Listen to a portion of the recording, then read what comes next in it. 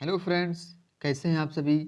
स्वागत है आप सभी का आपके पसंदीदा YouTube channel study with Vishal Singh. साथियों, हमने 2 वीडियो बायोलॉजी चैप्टर के आगे बना दिए हैं। ये तीसरा चैप्टर है और मेरे उन दोनों वीडियो की लिस्ट डिस्क्रिप्शन बॉक्स में आपको मिल जाएगी, तो आप जाके वहाँ पहले देख लीजिएगा। ये तीसरा वीडियो है, ठीक है। तो चलते हैं साथियों पहले क्वेश्चन की तरफ। क्वेश्चन में पहला है स्क्रीन पर, ऑक्सी जिसे हम वायवी कहते हैं तथा अनॉक्सी जिसे अवावी कहा जाता है, श्वसन में अंतर बताइए। यानी ऑक्सी तथा अनॉक्सी में आपको अंतर बताना है। वेरी इंपॉर्टेंट क्वेश्चन है, देख लीजिए आप। 10 में पूछा गया, फिर 15 में, फिर 17 में, फिर 18 में, फिर 20 में। तो इसको इग्नोर मत कीजिएगा, इसको प्लीज जरूर याद कर लीजिएगा। ओके, चलो देखते हैं। वायवीय श्वसन, अवायवीय श्वसन। नंबर पहला क्या है? वायवीय श्वसन क्रिया ऑक्सीजन की उपस्थिति में होती है। ये जो वायवीय श्वसन क्रिया होती है हमेशा ऑक्सीजन की उपस्थिति में होती है। यानी अगर ऑक्सीजन नहीं होगी तो ये वायवीय क्रिया नहीं हो सकती है। अवायवीय क्रिया क्या है? अवायवीय श्वसन क्रिया ऑक्सीजन की अनुपस्थिति में होती है। यानी कि ये जो अवायवीय ऑक्सीजन क्रिया होती है, अवायवीय जो श्वसन क्रिया होती है, ये हमेशा ऑक्सीजन की अनुपस्थिति में होती है। ये दोनों में बहुत बड़ा डिफरेंट है। ओके, 2 नंबर क्या है? यह क्रिया कोशिका के जीवद्रव्य एवं माइटोकॉन्ड्रिया दोनों में पूर्ण होती है। यानी ये जो वायवीय क्रिया होती है यह कोशिका के जीवद्रव्य एवं माइटोकॉन्ड्रिया दोनों में पूर्ण होती है। यानी एक के बिना ये अधूरी है। ओके, ये दोनों में पूर्ण होती है। जबकि ये अवायवीय क्रिया, यह क्रिया केवल जीवद्रव्य में ही पूर्ण हो जाती है। ओके, इस क्रिया में ग्लूकोज का पूर्ण ऑक्सीकरण होता है। वायवीय क्रिया में ग्लूकोज का पूर्ण ऑक्सीकरण हो जाता है, जबकि अवायवीय क्रिया में ग्लूकोज का अपूर्ण ऑक्सीकरण होता है। यानी इसमें जो ग्लूकोज का पूर्ण ऑक्सीकरण नहीं होता है। ओके, इस क्रिया से CO2 और एवं H2O बनता है।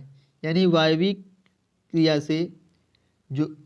से जो बनती है तो क्या बनती है? CO2 एवं H2O यानी कार्बन डाइऑक्साइड एवं जल बनता है। जबकि इस क्रिया में अल्कोहल एवं कार्बन डाइऑक्साइड यानी CO2 बनती है। ये क्वेश्चन बहुत ही इंपॉर्टेंट है और ये ज़्यादा टफ नहीं रहते, क्योंकि इसमें 5 ही 6 नंबर रहते हैं और लॉन्ग आंसर का आपको नंबर मिल जाता है।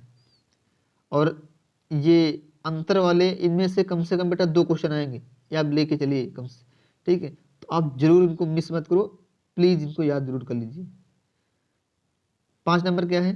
इस क्रिया में ग्लूकोज के एक अणु से 38 ATP अणु मुक्त होते हैं। हमने आपको अगली वीडियो में ATP का फुल फॉर्म बता दिया है, एडिनोसिन ट्राइफॉस्फेट। ATP एवं एक ADP होता है। तो ATP का फुल फॉर्म होता है एडिनोसिन ट्राइफॉस्फेट, जबकि ADP का फुल फॉर्म होता है एडिनोसिन डाइफॉस्फेट। अवायवीय क्रिया में क्या होता है?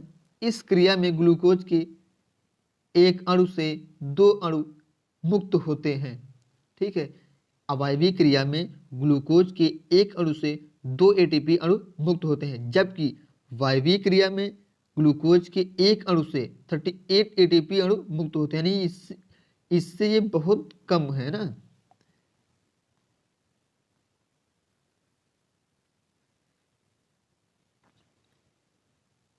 ऑप्शन नंबर 6 है ग्लूकोज के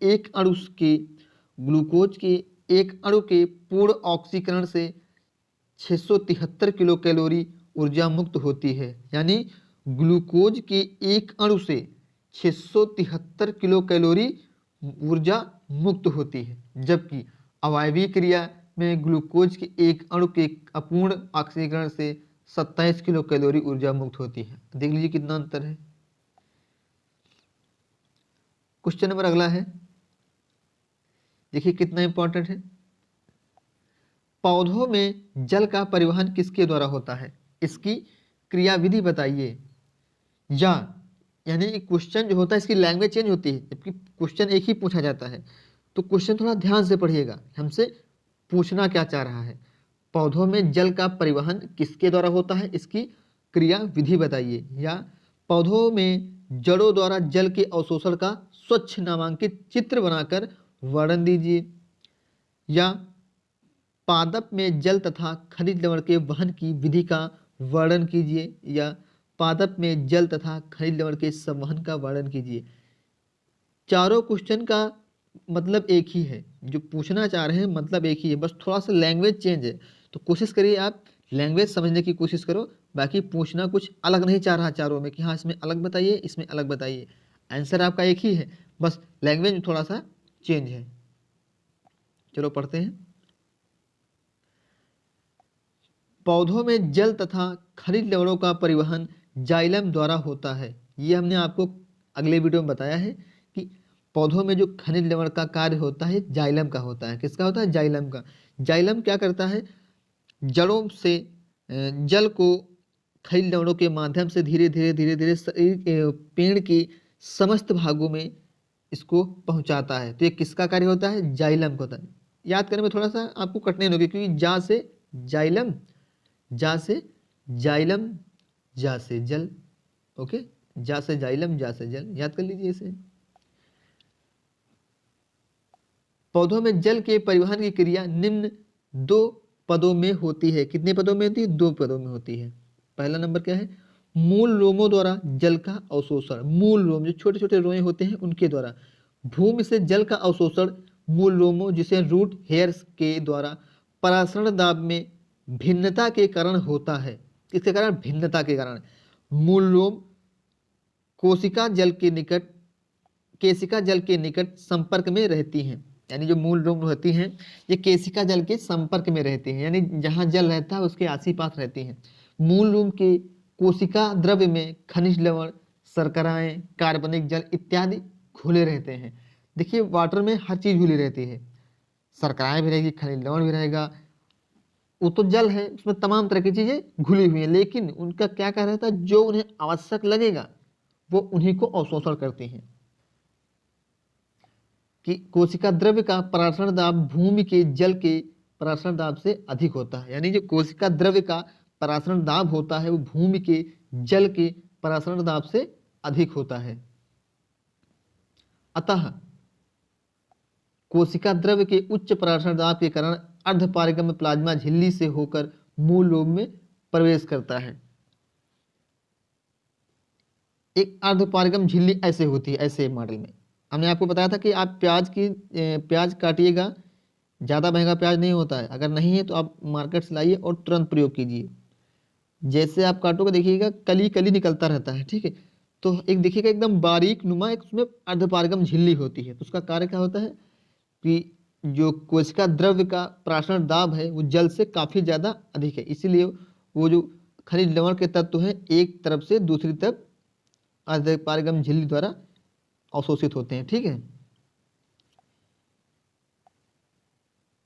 जड़ों द्वारा इस प्रकार के अवशोषण को सक्रिय अवशोषण कहते हैं। इस क्रिया में ऊर्जा व्यय होती है। भाई लाजमी है, जब क्रिया होगी तो ऊर्जा तो मुक्त होनी ही है। ये आपका फिगर बना हुआ है, देखिए।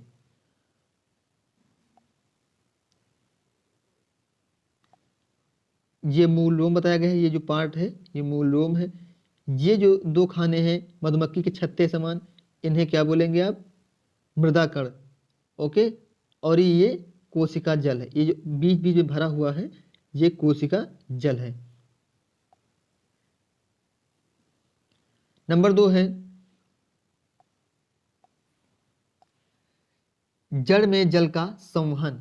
जल के मूल लोब में प्रवेश करने पर इसका स्फीति दाब बढ़ जाता है। किसका? जल का।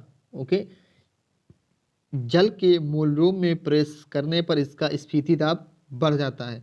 यह दाब जल को वल्कुट की कोशिकाओं में पहुंचाता है।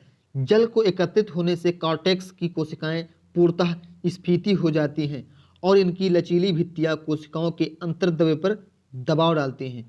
मतलब क्या है? जल को एकत्रित होने से कॉर्टेक्स की कोशिकाएं पूर्णतः स्फीति हो जाती हैं। जो कॉर्टेक्स की कोशिकाएं होती हैं पूर्णतः स्फीतिनुमा हो जाती हैं और इनकी लचीली भित्तियाँ, यानी इनकी जो भित्तियाँ होती हैं, नसें होती हैं, इतनी ज़्यादा मतलब लचीली होती हैं कि अंतर द्रव्य पर दबाव डालती हैं, जिससे जल जाइलम वाहिका में चला जाता है। ठीक है, जैसे ही जल जाइलम वाहिका में पहुंचता है, कॉर्टेक्स कोशिकाएं पिचक जाती हैं। पुनः जल प्राप्त करते ही यह कोशिकाएं स्फीत होकर जल को जाइलम वाहिका में धकेलती हैं। इस प्रकार कॉर्टेक्स कोशिकाएं पंप के समान कार्य करके जल को लगातार जाइलम वाहिका में धकेलती रहती हैं। इनमें एक प्रोसेस है कि पहले पिचक जाती हैं, फिर उसमें जल भर जाता है, फिर ऑटोमेटिक अपने पहले के आकार में आ जाते हैं और एक जो जल का अवशोषण का क्रियाकलाप है ये बराबर चलता रहता है। इससे कोशिकाओं में एक प्रकार का दाब उत्पन्न होता है, जिसके कारण तने में कुछ ऊपर तक बढ़ जाता है। इस दाब को ही हम मूल दाब कहते हैं। जैसे कि हमारे शरीर में, हम कल अगले वीडियो में बात हुई थी कि जो रक्त का प्रेशर है बहुत हाई होता है, इसीलिए भाई देखिए हमारे शरीर के प्रत्येक भाग में ब्लड उपस्थित रहता है, जबकि हमारे शरीर के संपूर्ण में यदि प्रतिशत लिया जाए तो ब्लड सिर्फ 7% ही हमारे शरीर में ब्लड पाया जाता है। लेकिन क्यों? आप देखिए, आपकी उंगली कहीं कटती है, आपके पैर में लगता है, आपके सर में लगता है, लेकिन निकलता तो ब्लड ही है, जबकि 70% के आस ऊपर जल होता है। तो आपके कहीं जल तो निकलता नहीं है। क्या आपके पैर में कट गया तो जल निकलता है और सर में कट गया तो ब्लड निकलता है? ऐसा तो नहीं है ना। एक हाई प्रेशर के कारण ब्लड हमारे सारे शरीर में दौड़ता रहता है, जिससे आपको कहीं भी कटेंगे तो अब निकलेगा तो ब्लड ही ना। क्योंकि उसमें प्रेशर है। चलो आगे चलते हैं। ये जल का संवहन थोड़ा सा फिगर बना हुआ है। देखिए, मान लीजिए कुछ यहाँ पर जल भरा हुआ है, यहाँ पर, ठीक है। तो ये जो क्या है, केशिका जल है, ये जल ले जाती है। ये मूल रोम है भाई, मेन माध्यम तो है, इसी के द्वारा तो जल जाता है।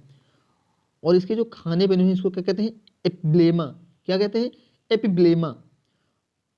और ये जो खांचे बने हुए हैं इनको क्या बोलेंगे आप, कॉर्टिकल कोशिका। प्रत्येक एक एक खाने को क्या बोलेंगे आप, कॉर्टिकल कोशिका। आपने मधुमक्खी का छत्ता देखा होगा, बिल्कुल वैसे ही कुछ संरचना है इसकी। यह अंतः त्वचा, यानी इसके अंदर का भाग क्या है, अंतः त्वचा। और ये मेन जाइलम है जो जल को अवशोषित करता है। आशा करता हूं सभी भाई समझ गए होंगे।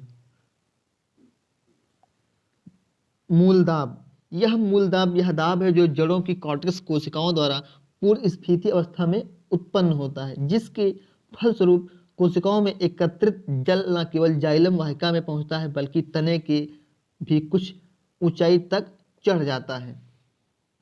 नेक्स्ट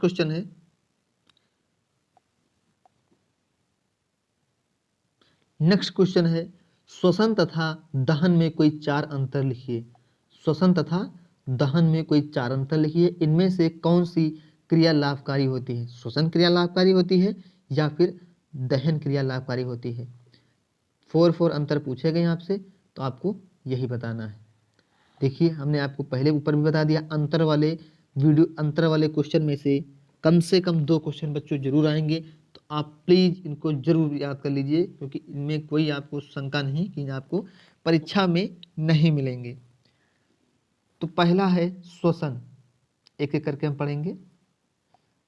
श्वसन, यह जैविक नियंत्रण में होने वाली एक विशेष ऑक्सीकरण क्रिया होती है। यह जैव नियंत्रण में होने वाली एक विशेष ऑक्सीकरण क्रिया होती है। ऑक्सीकरण मतलब क्या होता है, जो चीजों को ऑक्सीकृत करती है, यानी अपनी ओर खींचती है, अवशोषण करती है, उन्हें हम क्या कहते हैं, ऑक्सीकरण।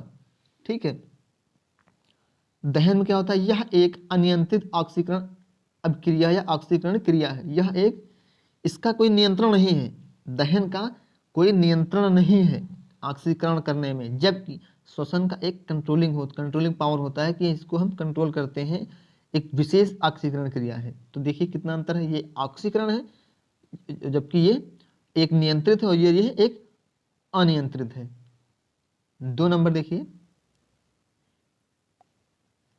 इसमें अधिकांश विमोचित ऊर्जा को धीरे धीरे, जब यानी कि कई स्टेप में विशेष पदार्थ एडिनोसिन डाइफास्फेट में अनुबंधित किया जाता है। एडीपी है ना, एडीपी एटीपी जानते हो ना, वही है।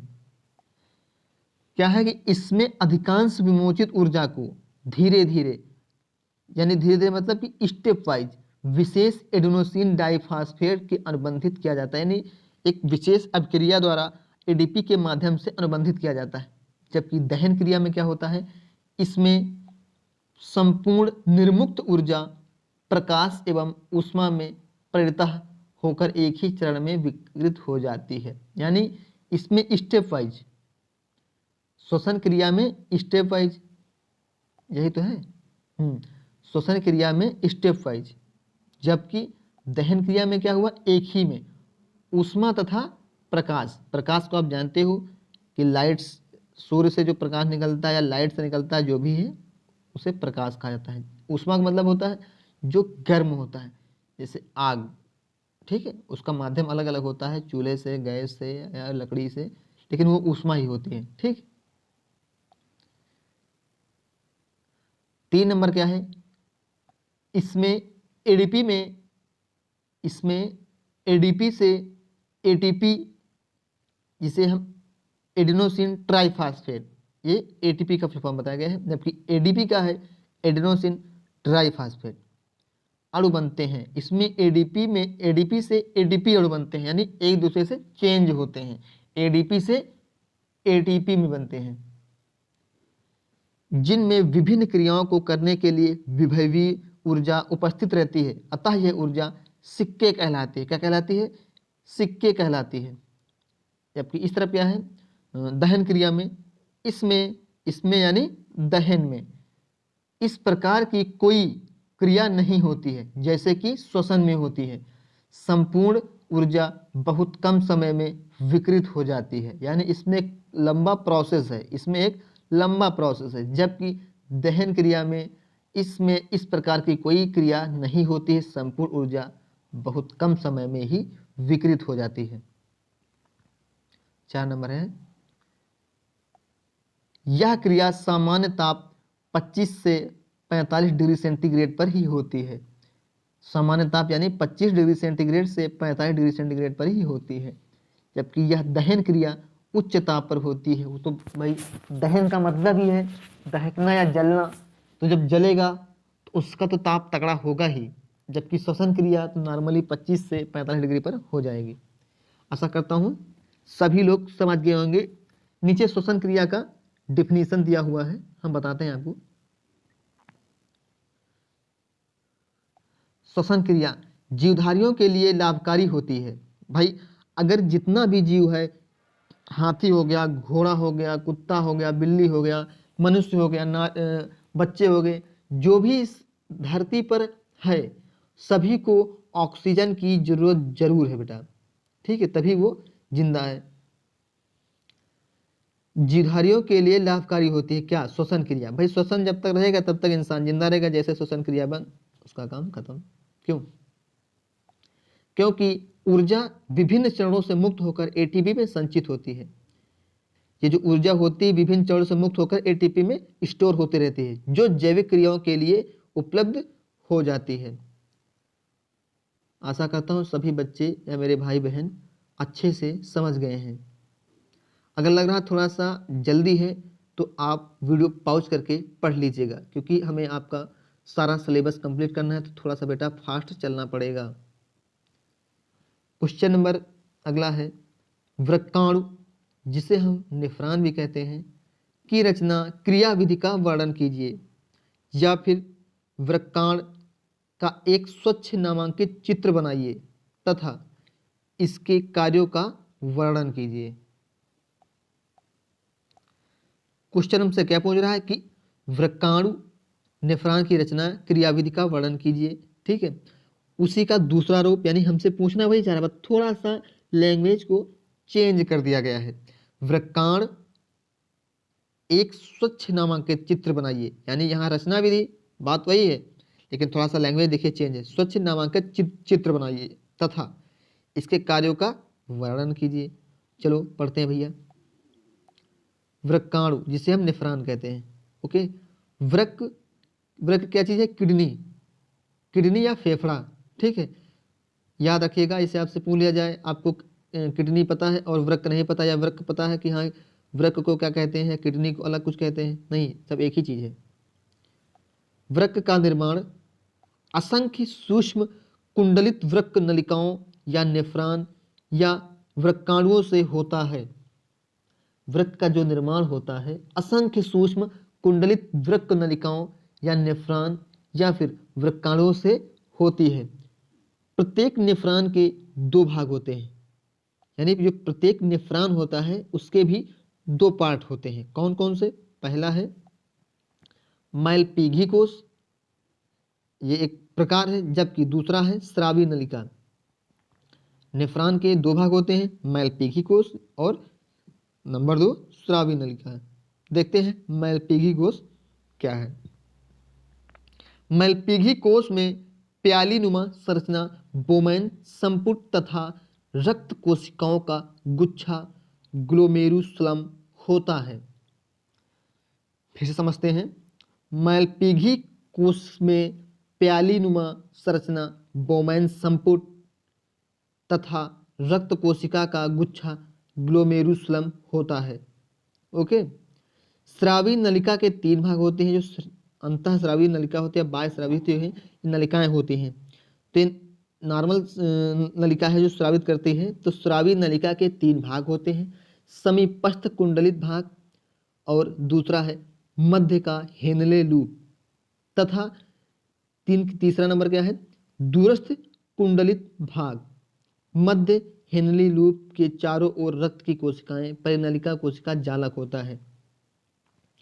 समझने की कोशिश करें थोड़ा। मध्य हेनली लूप के चारों ओर रक्त कोशिकाओं का संरचना कोशिका जालक होता है, जाल होता है। भाई ये रक्त कोशिकाएं होती हैं, आप कैसे देखेंगे? आप शीशे में अपने आँखों को देखिए, एक प्रैक्टिकल कीजिए। आपके घर में शीशा तो होगा ही, सबके घर में होता है। उजाले में जाकर देखिए, आँखों में खूब ध्यान से अपने देखिएगा, तो तमाम तरह की आपको नलिकाएं बिछी होती, खूब सारी देखिएगा, पतली पतली लाल लाल कलर की। जब बड़ी ध्यान से देखेंगे आप तब दिखाई पड़ेगा। ये क्या है भाई? ये नलिका तो ही है, तो है रुधिर वाली, इन्हीं के माध्यम से तो हमारे शरीर में खून बहता रहता है। तो आप आँखों के माध्यम से आप देख लीजिएगा, कितनी महीन महीन महीन महीन ये सब नलिकाएं जाल नुमा फैली रहती हैं। ये प्रैक्टिकल आप करके देखिएगा, आँखों में आप देखिएगा कसके ध्यान से, तो आपको दिखाई पड़ेंगी ये जाली नुमा कोशिकाएं। नेफ्रॉन का अंतिम कुंडलित भाग संग्रह नलिका में खुलता है। जो नेफ्रॉन का अंतिम भाग है ये कहाँ खुलता है? तो यह संग्रह नलिका में खुलता है। आइए फिगर समझ लेते हैं, जो कि बहुत ही इंपॉर्टेंट है।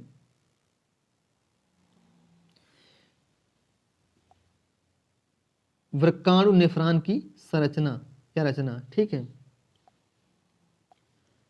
हेनले लूप, ये जो ब्लैक वाला पार्ट होता है इसको हम क्या कहते हैं? हेनले लूप कहते हैं। क्या कहते हैं? हेनले लूप, ठीक है। फिर देखिए क्या लिखा है, वासा रेक्टा, जो सबसे बाहरी भित्ति है या जो सबसे बाहरी इसकी त्वचा है, इसको क्या कहते हैं? वासा काटा, वासा रेक्टा। ध्यान से फिगर को बेटा समझिएगा। फिर उसके बाद ये जो अवरोही भुजा है, भाई ये माध्यम ही तो है अवरोहण का, इधर से और इधर से आने जाने में अवरोहण ही तो है, बाधा तो हो नहीं, जिसे हम क्या कहेंगे? अवरोही भुजा, हेनली लूप की अवरोही भुजा। अगला क्या है? अभिवाही धमनिका, ये जो है नलिका, ये क्या है? अभिवाही धमनिका है। फिर आगे देखते हैं केशिका जल, ठीक है। ये जो है केशिका जल है, ये क्या है? यह क्या है? केशिका जल। एक कार्य करिएगा आप लोग, फिगर को या वीडियो को पॉज करके आप कॉपी पेन साथ लेके बैठिए। फिगर बहुत टफ नहीं है, ठीक है बच्चों, क्योंकि आपको बनाना पड़ेगा। आप वीडियो में देख करके ही तो नहीं समझ जाएंगे ना। एक कार्य करिएगा, आप कॉपी पेन लेके बैठिए और साथ ही साथ इस फिगर को बनाइए, इसके समस्त भागों को दर्शाइए फिगर में। और एक बार नहीं, क्योंकि एक बार में आपको कुछ नहीं याद होगा बेटा। कम से कम ये क्रिया 6 से 7 बार करिए, ताकि आपके माइंड में इस फोटो का पूरा भाग छप जाए। यानी आप जब परीक्षा भवन में बैठे तो आपको सोचने को न रहे कि नलिका कहाँ पर है, केशिका गुच्छ कहाँ पर है, रीनल सिरा कहाँ पर है, हेनरी लूप कहाँ पर है। ये आपको तुरंत फट से उसमें टाइप कर देना है, उसमें इंगित कर देना है कि यहाँ पर ये है, यहाँ पर ये है, और इसके समस्त भागों का कार्य लिखना है। चलो आगे समझते हैं। इससे पहले आपको हम थोड़ा सा बेटा बता दें कि यदि आप हमारे YouTube चैनल पर नए हैं तो बेटा इस चैनल को सब्सक्राइब कर लीजिए, क्योंकि आपको यहाँ पर बायोलॉजी से संबंधित या क्लास 10th से संबंधित समस्त तैयारी आपको कराई जाएगी। इसमें आप निश्चिंत रहिए और अच्छे नंबर आपको मिलेंगे। तो बेटा इस चैनल को सब्सक्राइब कर लीजिए। चलो समझते हैं आगे। अपवाही धमनिका, ये क्या है? यह एक अपवाही धमनिका है। और ये देखिए छोटे छोटे भाग क्या हैं, रिंग मॉडल में इसे हम क्या कहते हैं? केशिका गुच्छ कहते हैं। क्या कहते हैं? केशिका गुच्छ। और ये नलिका जो है इसे कहते हैं समीपस्थ कुंडलित नलिका। क्या कहते हैं? समीपस्थ कुंडलित नलिका। आगे देखते हैं। ये देखो आपस में मिल गई हैं, यहाँ अलग अलग है, यहाँ मिल गई हैं। ये क्या है? इसे हम कहेंगे रीनल सिरा। क्या कहेंगे बेटा? रीनल सिरा। फिर आगे देखते हैं। यह है दूरस्थ। देखिए एक स्तंभनुमा मॉडल से लग रही है, तो एक किसे क्या कहेंगे हम? दूरस्थ कुंडलित नलिका। और ये क्या है? ये हेनले लूप है। क्या बेटा? हेनले लूप है। ठीक है, ये हेनले लूप की आरोही भुजा है। कैसी भुजा है? आरोही भुजा। भुजा संग्राहक नलिका, ये क्या है? ये भुजा संग्राहक नलिका है बेटा। तो हमने आपको एक बार फिगर बता दिया है। कोशिश करिएगा आप अपने हाथ समझने की, और वीडियो पॉज करके जब 5 से 6 बार बनाओगे तो ऑटोमेटिक आपके मस्तिष्क में ये फोटो छप जाएगा। बोमैन संपुट में परानिस्पंदन या निस्यंदन द्वारा रुधिर से उत्सर्जी पदार्थ, किसके द्वारा? बोमैन संपुट में परानिस्यंदन द्वारा रुधिर से उत्सर्जी पदार्थ जल क्या हो जाते हैं? पृथक हो जाते हैं, यानी अलग अलग हो जाते हैं। पृथक होने का मतलब होता है अलग अलग हो जाना। इस प्रकार बने क्षणित में यूरिया, अमोनिया, लवण, ग्लूकोज, विटामिन आदि भी होते हैं। यानी जल में विटामिन, ग्लूकोज, लवण आदि भी होते हैं। वृक्क नलिका के शेष भाग क्षणित लाभदायक यौगिकों तथा जल आदि का पुनः अवशोषण करते हैं तथा पुनः रुधिर में पहुंचा देते हैं। यानी अवशोषण करके उनको रुधिर में पहुंचा देते हैं। क्रियाविधि के लिए दीर्घ उत्तरीय प्रश्न देखें। इसके जस्ट वीडियो के बाद आपको डिस्क्रिप्शन बॉक्स में अगला वीडियो मिल जाएगा बेटा, तो आप एक तरफ से सारे वीडियो देखिए। मिलते हैं एक नए वीडियो में, तब तक के लिए नमस्ते।